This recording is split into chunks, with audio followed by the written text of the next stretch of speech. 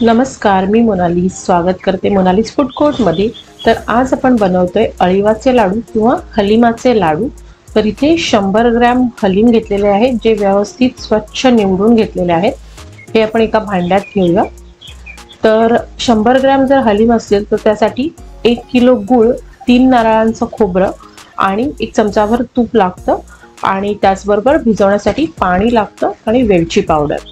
बस इतकंच साहित्य यासाठी लागतं। तर आपल्याला हे जे हलीम आहेत ते भिजवून घ्यायचे आहेत। तर इथे तुम्ही बघू शकता 1 कप पाणी आहे।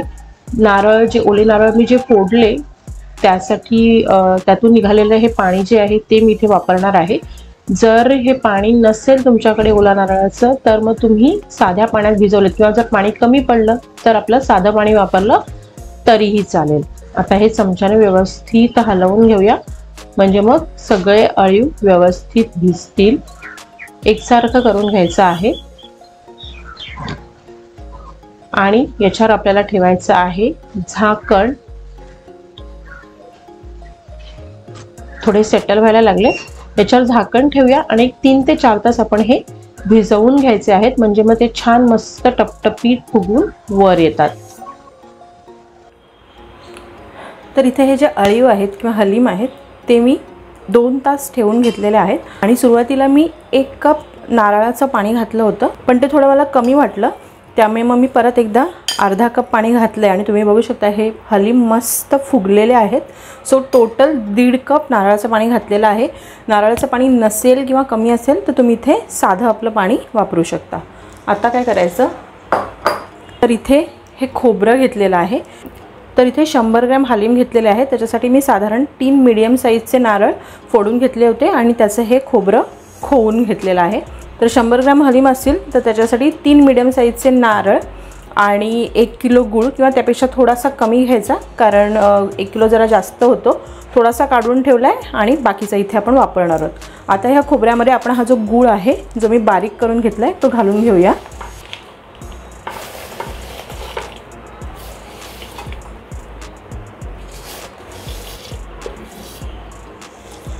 आता याच्यामध्ये आपल्याला हे जे हलीम आपण भिजवून घेतलेत ते घालून घ्यायचे, मस्त फुगलेत।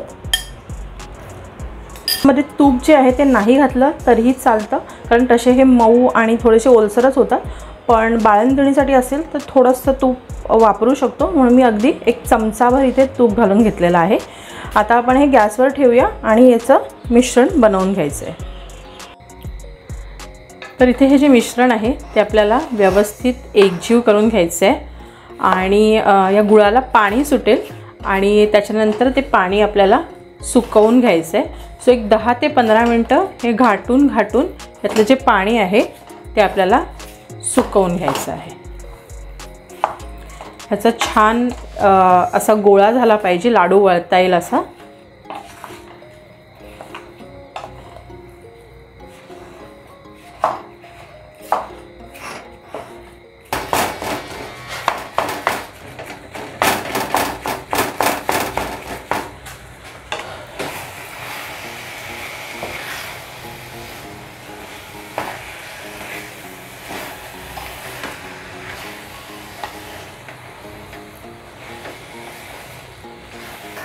तर इथे हा जो गूळ आहे तो वितळायला सुरुवात झालेली आहे। हा पूर्णपणे व्यवस्थित आपल्याला वितळवून घ्यायचा आहे आणि हे करत असताना शक्यतो असा लांब दांड्याचा चमचा घ्यायचा, कारण हे खूप वेळ ढवळावं लागतं आणि मग हाताला चटका लागू नये, म्हणून मग लांब दांड्याचा चमचा घ्यायचा।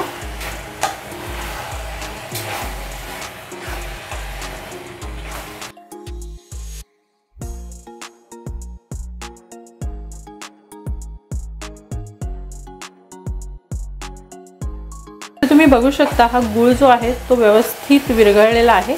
आता आपण हे घाटून त्याचा घट्टसर गोळा करून घ्यायचा, जेणेकरून आपल्याला लाडू वळता येतील।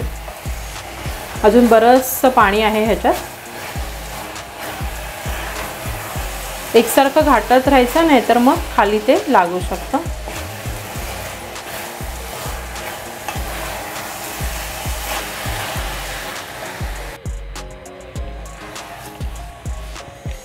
तर हे मिश्रण एक 15 ते 20 मिनिटं मी मिक्स करून घेतलेलं आहे आणि तुम्ही बघू शकता याचा आता गोळा व्हायला सुरुवात झालेली आहे। तर सुरुवातीला जेव्हा आपण हे घाटत असतो तेव्हा काय होतं की हे जे मिश्रण आहे ते घाटायला जरा हलकं येतं, पण जसजसा याचा घट्ट गोळा बनत जातो किंवा त्यात जो चिकटपणा आहे तो यायला लागतो तेव्हा हे घाटणं थोडंसं कठीण होतं, कारण मिश्रण जसं घट्ट होत जातं तसं त्याचा चिकटपणा वाढत राहतो। तुम्ही ते बघू शकता छान असा गोळा तयार होतो याचा। आता याच्यामध्ये आपण घालूया वेलची पावडर, मिक्स करून घेऊया। आता हे लाडू आहेत ते अगदी लगेच वळले पाहिजेत किंवा काही प्रकारचे लाडू असतात जसे बेसनचे लाडू वगैरे जे आपल्याला पटकन गरम गरम वळावे लागतात, नाहीतर मग ते वळले जात नाहीत। तसं ह्या पर्टिक्युलर लाडवाचं बिलकुल नाही आहे। तर तुम्ही हे मिश्रण अगदी पूर्ण थंड करून एक 3-4 तासाने देखील वळू शकता, कारण हे असंच मऊ राहतं आणि हा लाडू देखील थोडासा मऊसूत असतो। म्हणून आपण आता काय करणार आहोत, हे जे मिश्रण आहे ते पूर्णपणे थंड करून घ्यायचं आणि मग लाडू वळूया। लाडूंचं मिश्रण आहे ते मी रात्रभर ठेवून घेतलं आणि छान मुरवून घेतलेलं आहे। अगदी इतका वेळ ठेवायची काहीच गरज नाही आहे, फक्त मी एकदम गरम होतं म्हणून ठेवलं होतं। माझा सांगायचा हेतू हाच आहे की काही लाडू हे अगदी पटकन गरम गरम काढल्या वळावे लागतात, असं या लाडवांचं अजिबात नाही, कारण हे नंतर देखील मऊच राहणार आहे। आता आपण हे लाडू वळायला घेऊया। तुम्ही अगदी 3-4 तासांनी किंवा 2-3 तासांनी थंड झाले की वळायला घेऊ शकता। सो जितका मोठा हवा आहे त्या हिशोबात घ्यायचं। 2 हात लावायची देखील गरज पडत नाही, कारण याला चिरा वगैरे अजिबात जात नाही आणि मस्त असे मऊ रसरशीत राहतात हे लाडू। फक्त हातात असं थोडं फिरवायचं म्हणजे मग व्यवस्थित एकसारखा होतं। हे लाडू बाळंतिणींसाठी अगदी उपयुक्त असतात, ज्यामुळे भरपूर दूध यायला मदत होते, त्यामुळे स्पेशली बाळंतिणींना हे दिले जातात। किंवा अळीवाची खीर देखील बनवली जाते, ती रेसिपी देखील मी लवकरच दाखवेन। मस्त याच पद्धतीने आपण सगळे लाडू बनवून घेऊया।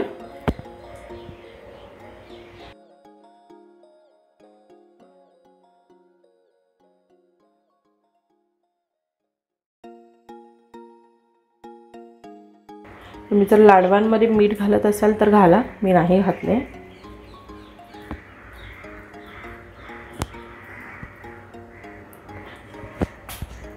तर या पद्धतीने आपण बाकीचे सगळे लाडू बनवून घेऊया।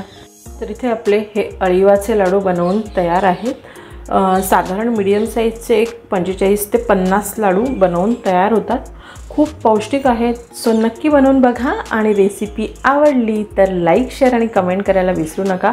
आणि हो, त्याचबरोबर चॅनलला जर अजून सबस्क्राईब केलं नसेल तर प्लीज सबस्क्राईब करा। आपल्या चॅनलवर खूप छान छान वेगवेगळ्या रेसिपी आहेत, त्या देखील बघा। पुन्हा भेटूया अशाच एका मस्त रेसिपीसहित। तोपर्यंत हे लाडू नक्की बनवून बघा आणि त्याचबरोबर ते कसे झाले ते देखील कळवा।